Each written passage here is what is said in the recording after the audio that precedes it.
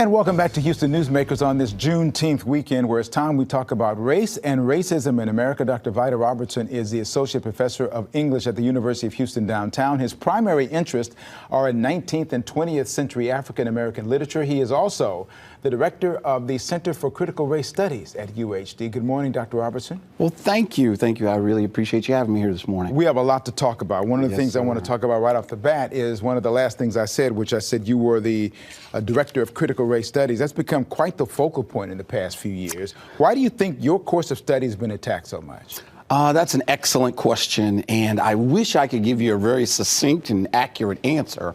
But unfortunately, because of the racialized political debate that we've been engaged in, and the recognition that as a nation we have participated in things that are less flattering to our body politic, critical race studies as a lens, as a field of investigation has been under attack because it allows us to see and understand and engage in questions that other fields are less suited for. So when we talk about critical race studies, what is the focus of the topics within your field of study? That's a great question. Well, critical race theory, right, is a theoretical analysis. It is a framework of legal investigation that is based on the premise that race is not a biological or a natural feature of humanity.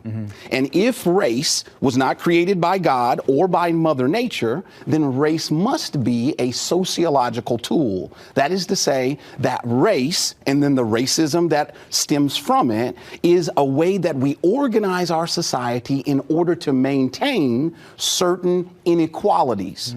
And those inequalities are perpetuated by the institutions, by the systems, by the structures, the practices that are a part of this society. So all of this, it seems to me, when I've been able to look from my limited study of it, I'm not a scholar, but it seems to me that a lot of what is taught and is focused on is history. Are facts of what's happening in this country. That's right. That's right. So history ends up being integral because history provides for us, we would imagine, much of the undisputed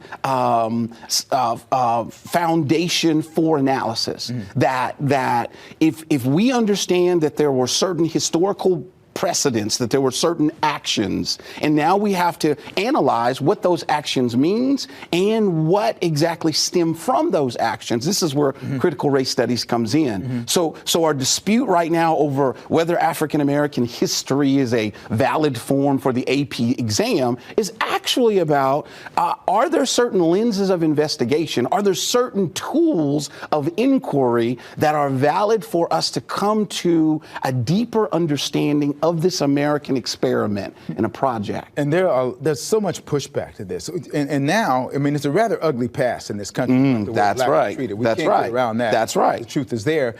But do you find, as I seem to see, that there's just a pushback for people who just don't want to hear it?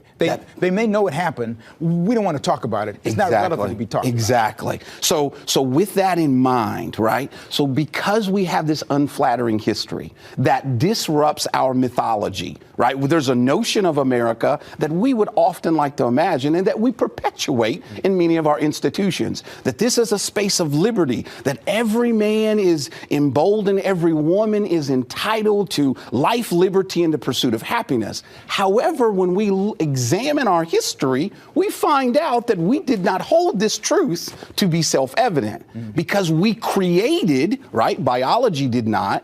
We created a black people. We created a people. Why? That's a great question. Why do we need black people? Why was blackness created in the United States as a legal tool?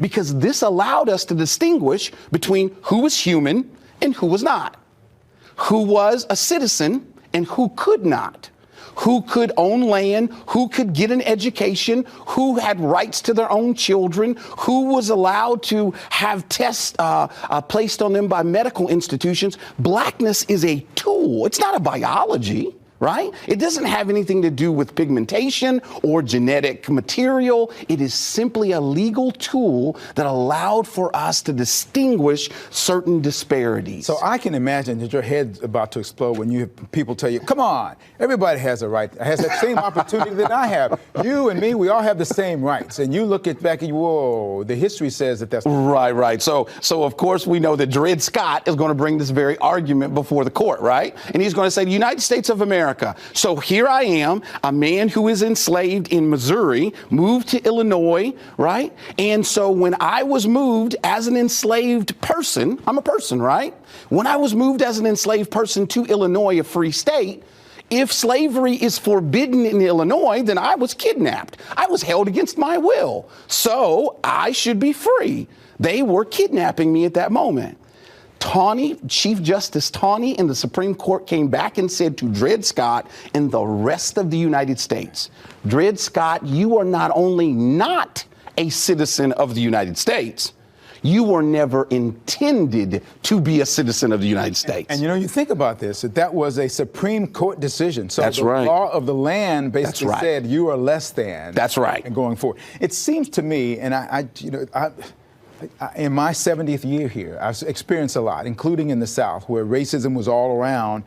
Now we have politicians, primarily white politicians, who are trying to codify, trying to put into law. That's right. Laws against being able to talk about what you just talked about. Exactly. Because if we recognize that Dred asked this question, then Plessy came back and asked the exact same question, and Komatsu is going to ask the question during while our Japanese brothers and sisters are going to be interned. If Linda Brown is going to come back and ask, we keep asking the same question because the United States was fundamentally organized around this principle of racial disparity. So, by the way, we're going to continue this conversation Newsmakers session because there's a lot more to talk about. What's your biggest concern about the hesitancy of many people to accept some of the facts that your course is to? Well, what ends up happening when we don't want to embrace a clear critical analysis of the way that race is being utilized as a tool for organizing our society, then we now forego the opportunity to become the America that we have written about in our Constitution, that we dream of and celebrate during our holidays. So I've decided I want to take your class. Can I would hope so. Can you waive the fees for me, Doctor? I know a few people. I know a few people. Dr. Vida Robertson, thank you.